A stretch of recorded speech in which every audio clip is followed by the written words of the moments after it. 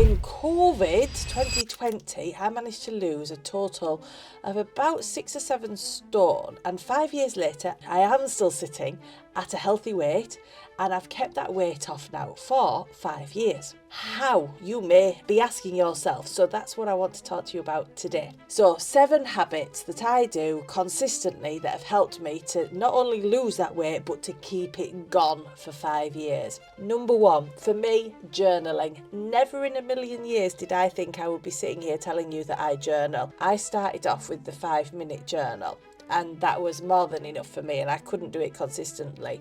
But now, every day, writing in my journal, it really keeps me focused. If it's the first thing I do when I get up on the morning, I get up, or I wake up and I pick up my pen and I pick up my book, and I've actually got an electronic one, which I'm rather liking at the moment, but whatever works for you is fine. But just having that couple of minutes just to jot down in my book why I'm doing what I'm doing, why it's important, what I'm hoping for the day, what my plans are, it just focuses my mind and keeps me heading in the right direction.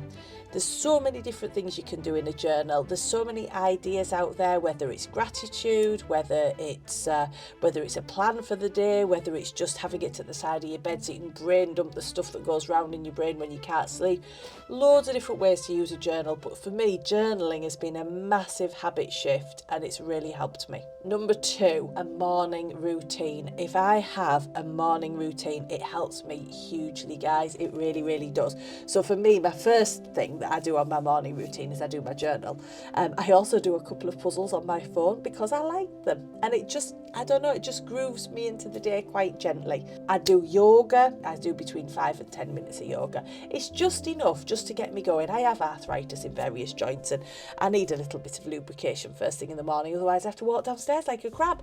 But having that definitive, I do these things in the morning, it just sets you up again. And the lovely thing is about sometimes getting up before the rest of the house as well and doing a few of these things is it's me time. And I don't know about you, but when I sort of lost all my weight, I was a working full-time wife, mum of 3, and actually having half an hour to yourself before the rest of the house wakes up and starts going, "Mum, where's my school shoes?" is lovely.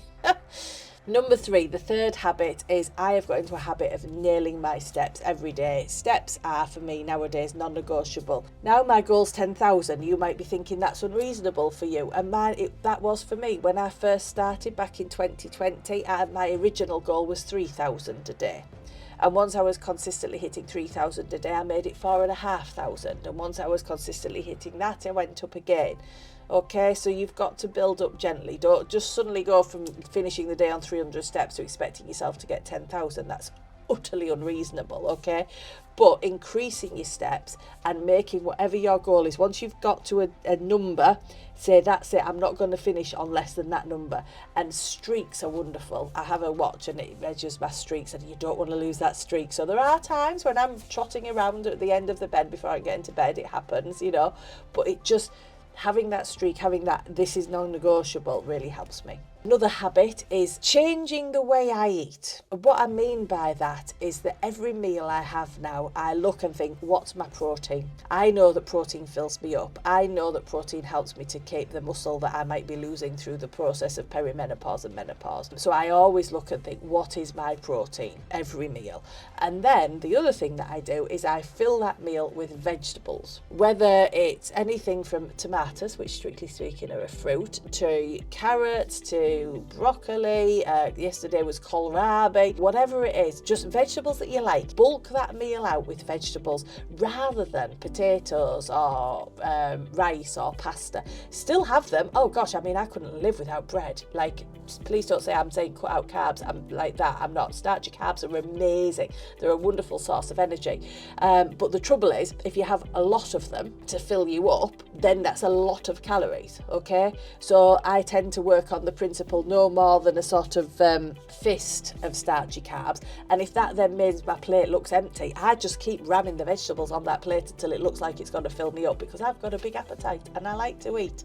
So protein and vegetables, increasing the amount of those has been a big habit shift and a big game changer for me. Number 5, this is a debatable one. I don't know about you, but I've had a lot of emotional attachment to the scales over the years, and I can be really knocked off kilter if I have that random unexplained £0.5 gain on a weigh day. And I know logical brain tells me that this is often to do with the fact that I'm holding on to a bit of water. I am a woman, we do these things, hormone fluctuations, higher amount of starchy carbs the night before, all these things can fluctuate and make my weight go up and down.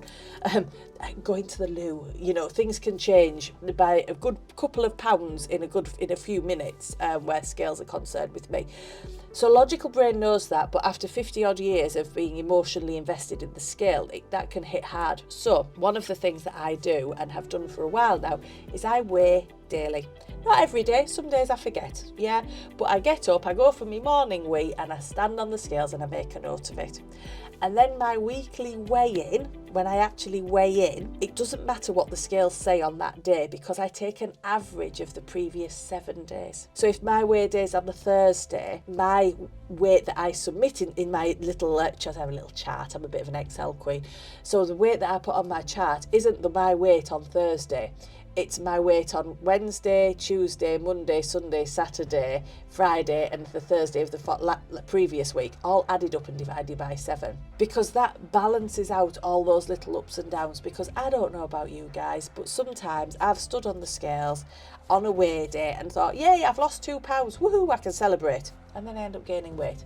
Or I go, I've gained £0.5, and then I'm so miserable that I go and drown my sorrows in a cake, which is absolutely, I know it's ridiculous, but I do it anyway, okay? So for me, weighing in every day has freed me from the drama of small ups and downs, because it's shown me that my weight does do this on a day-to-day basis. Even if the overall trajectory is doing this or the overall trajectory is staying the same, it does that. That's what being a female human's about. So daily weigh-in, big changer for me to release myself from the emotional attachment to the scales. Number 6 habit that I've found really helpful for me is reading. Not just reading a good sort of sci-fi or something, although I do still like them, but honestly, some of the books that I've read have been so life-changing for me. The Miracle Morning, Hal Elrod, one of the first books that I read, brilliant, absolutely changed my mindset totally about getting up on a morning,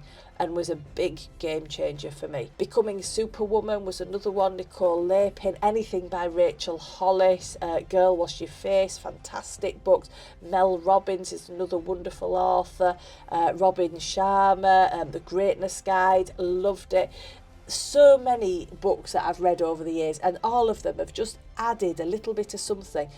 Carol Dweck, Growth Mindset, brilliant thing to try and develop a growth mindset.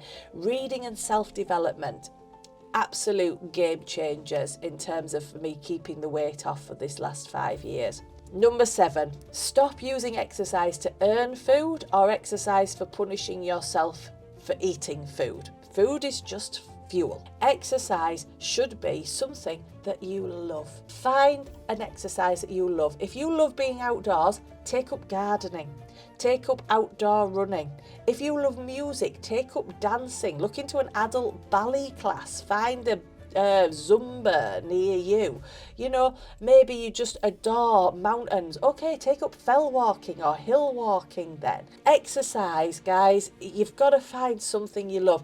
Do, as a woman of a certain age, ensure that there's some sort of resistance stuff in there, some weight bearing stuff. But walking up hills works. You can put wrist weights on. You want to get something that's going to build muscle, not just all the cardio stuff. Okay, it's got to do some stuff that builds muscle. But otherwise, go nuts and find something you enjoy. Honestly, the only way to do exercise sustainably is to do something you enjoy. Life is far too short. I'm over 50 now, and I tell you what, life is far too short to be filling my days with stuff that I don't love doing. So those are my 7 habits that I have utilised over the last 5 years to lose my weight and keep it off. I hope some of them are helpful. I hope this has been interesting. If you want to learn more and find out about how I lost my weight and stuff like that, click on the link in the bio. It'll take you to the Sustainable Weight Loss group, and you can learn all sorts of things on there. Okay, lovely to talk to you. Have an awesome day. Bye bye.